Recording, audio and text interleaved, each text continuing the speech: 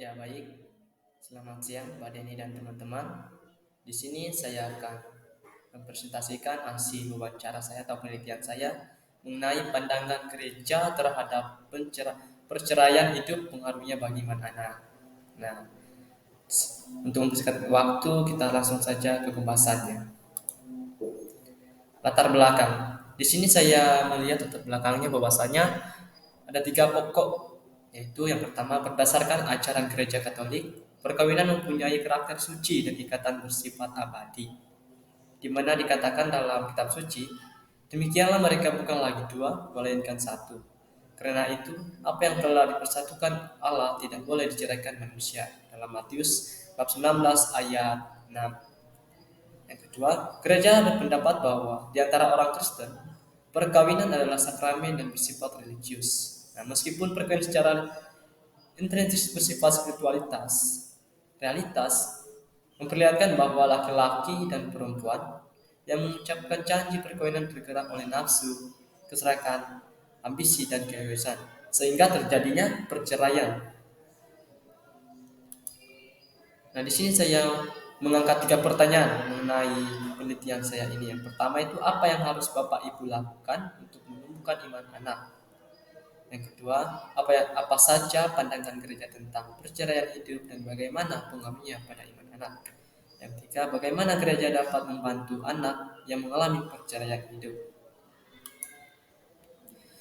Tujuan penelitian saya ini ialah dalam penulisan tujuan di atas memiliki peranan yang mendorong untuk memperoleh hasil penelitian yang bermanfaat bagi kita semua. Dalam penulisan paper ini mempunyai tujuan untuk lebih mengetahui cara menumbuhkan iman anak yang mengalami perjalanan hidup, dari seorang anak mengalami perjalanan hidup dari kedua orang tuanya, apa yang mereka lakukan untuk menumbuhkan iman anak mereka. Nah, di sini hasil wawancara saya ada tiga pokok yang sering muncul dari setiap jawaban tiga narasumber yang saya wawancarai. Yang pertama yang dilakukan ialah lihat minat anak, apa yang disukainya. Tentunya anak dilibatkan dalam kegiatan gereja, dalam pendidikan, lingkungan yang hidup dalam hal ini bisa menumbuhkan iman mereka. Dalam arti anak tersebut dilibatkan dalam kegiatan gereja. Bukan saja dalam kegiatan gereja ini mereka bisa melihat mengembangkan iman mereka. Dan dalam pendidikan juga mereka bisa diajarkan oleh orang-orang yang bisa membimbing mereka dalam melihat iman mereka sehingga bertumbuh dengan baik. Nah, lingkungan juga berpengaruh untuk menumbuhkan iman mereka sehingga apa yang mereka lihat, apa yang mereka rasakan dalam lingkungan yang mereka dapatkan, mereka juga bisa merasakan dampak dari lingkungan itu untuk menumbuhkan iman mereka. Yang kedua, tentunya perceraian ini salah satu kasus yang melibatkan gereja dalam menyelesaikannya.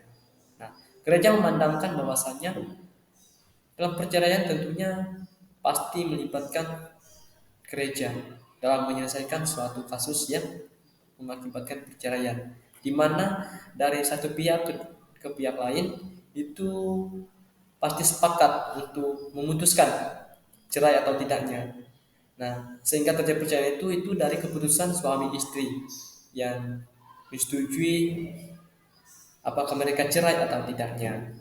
Yang ketiga, gereja dapat membantu anak yang mengalami perceraian hidup, termasuk memberikan pemahaman dan menciptakan lingkungan yang mendukung mengatasi permasalahan hidup dan mendorong. Nah, arti ini gereja juga bisa membantu banyak fasilitas yang gereja sediakan dalam menumbuhkan iman anak ini. Banyak strategi melalui menciptakan lingkungan, mendorong mereka lebih giat untuk aktif dalam kegiatan gereja sehingga mereka bisa mengalami pemahaman mereka dalam pengembangan iman mereka hingga terjadi dengan baik.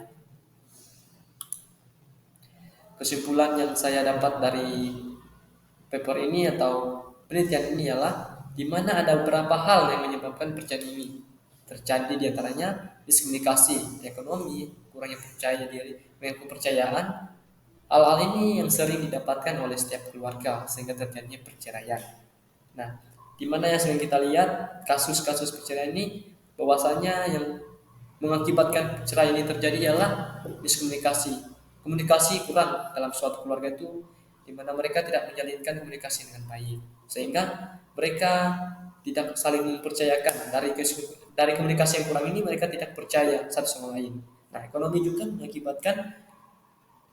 mengakibatkan cerai, di mana perekonomian sungguh sungguh luar biasa dampaknya bagi kehidupan keluarga. Nah, sehingga dalam perceraian ini ada dampak dari perceraian ini, ialah anak yang akan ditinggalkan. Dia bingung untuk mengikuti ayah atau ibunya, sehingga ia bingung untuk bagaimana perkembangan imannya nanti. Siapa yang mengajarkan saya sehingga saya ini bisa tidak bisa menemukan iman saya dengan baik. Mungkin itu yang bisa saya sampaikan dalam presentasi ini. Saya ucapkan sekian dan terima kasih.